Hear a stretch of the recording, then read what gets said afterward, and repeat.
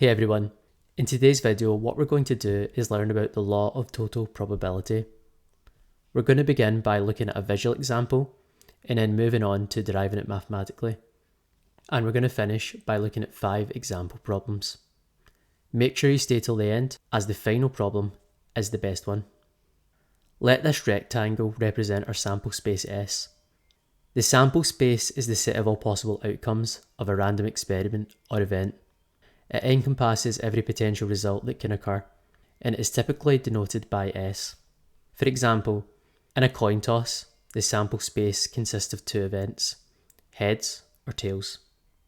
Suppose further that A1, A2, A3 and A4 represents a partition of S into 4 mutually exclusive exhaustive events, in which, interpreted as sets, the sets fill the sample space S, but with none of the sets overlapping.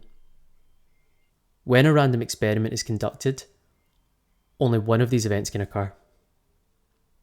Suppose that B is another event associated with the same random experiment. Then B must be made up of the sum of the intersections of B with events in the partition of the sample space. Some of these will be empty, but this doesn't matter. Let's say that B is the union of the intersections of B with A1, A2, A3 and A4, or more generally, as we're about to see, AIs. Now let's move on to our mathematical derivation of the general formula for the law of total probability. Let's derive this mathematically and more generally. We can see that B is the union of the intersections of B with each A sub I. That's what this formula says on the screen. Note that a key point here is that these events are mutually exclusive. Moving away from sets and towards probability, we have that the probability of event B is equal to the sum from I is equal to 1 up until n of the probability of B intersects each of the A sub i's. The big union becomes a sum because the events B intersects AI are mutually exclusive, meaning that no 2 of them can occur simultaneously. Since the probability of the union of mutually exclusive events is the sum of their individual probabilities, we can express the probability of B as the sum of the probability of these intersections for each partition event. This is the essence of the law of total probability. Recall the formula for conditional probability, which says that the probability of B given an event AI is equal to the probability of B intersects A sub I divided by the probability of A sub I. If we multiply both sides by the probability of A sub I, we get the probability of B intersects A sub I is equal to the probability of B given A sub I multiplied by the probability of AI. And substituting this into our formula above gives us the law of total probability. Now let's solidify our understanding of this theory by applying it to some real-world examples.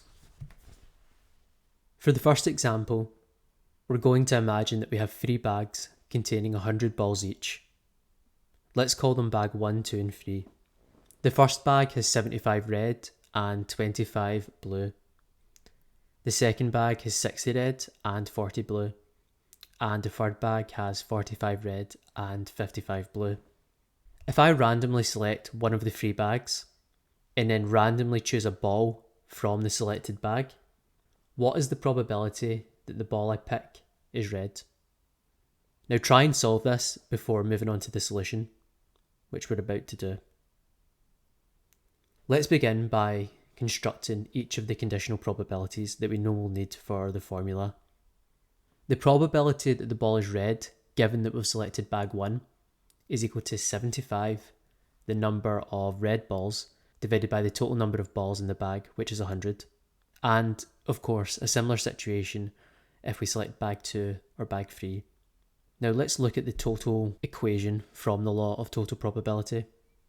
We have the probability that the ball is red is equal to the probability of selecting bag 1 multiplied by the conditional probability, so on and so forth. This makes sense because if we select the bags at random, there's a probability associated with choosing each of the bags.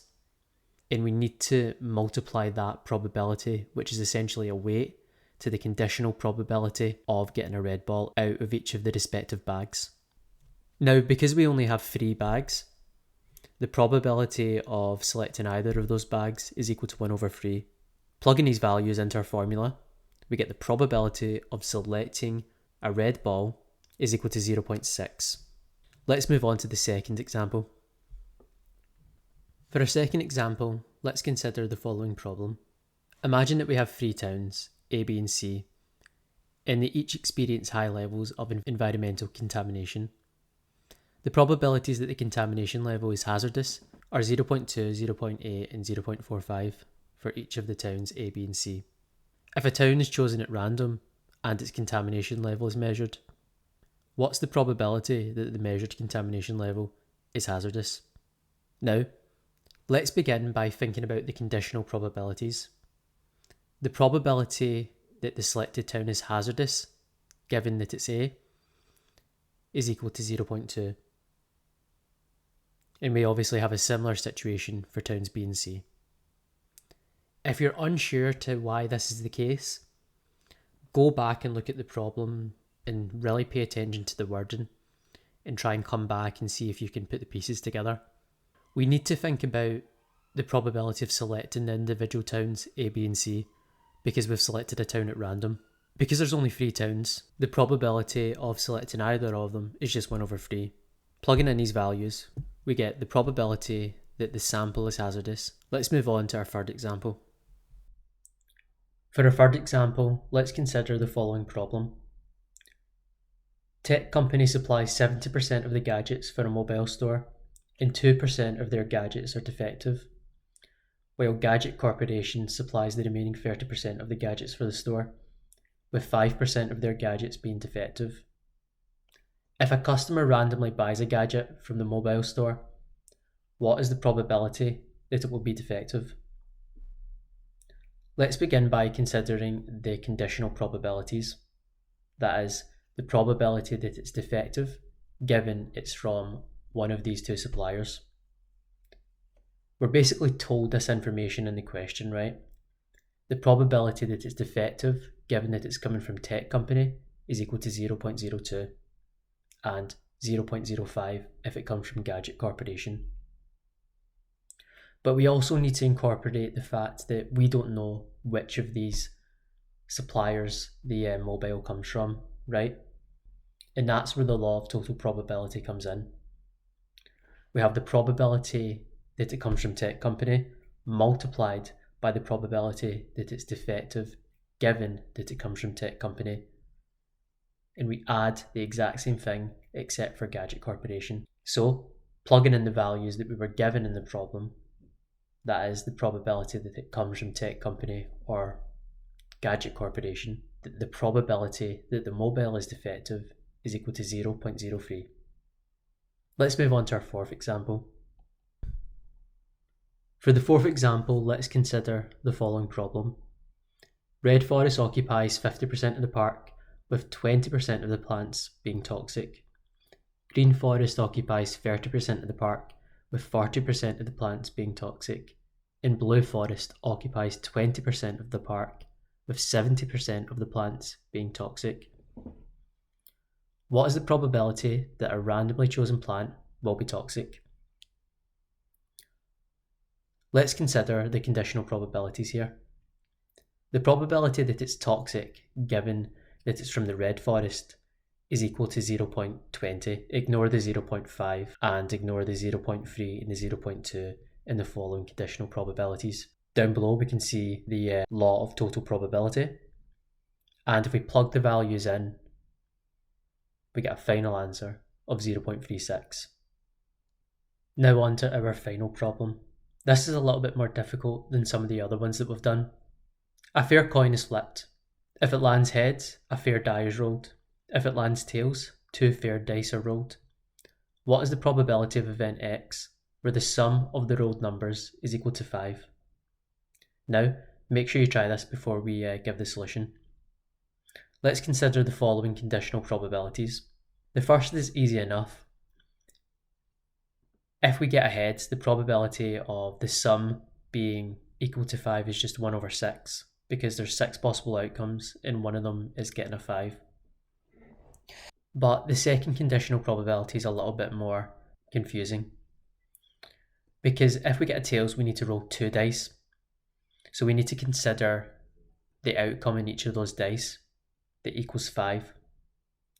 We would have 1 and 4, 4 and 1, 2 and 3, 3 and 2. And we actually have 36 possible outcomes here, not just 6. So the probability of the sum of the two dice being equal to 5, given that we have tails, is equal to 4 over 36. Now, because we're flipping a coin, we need to use the law of total probability.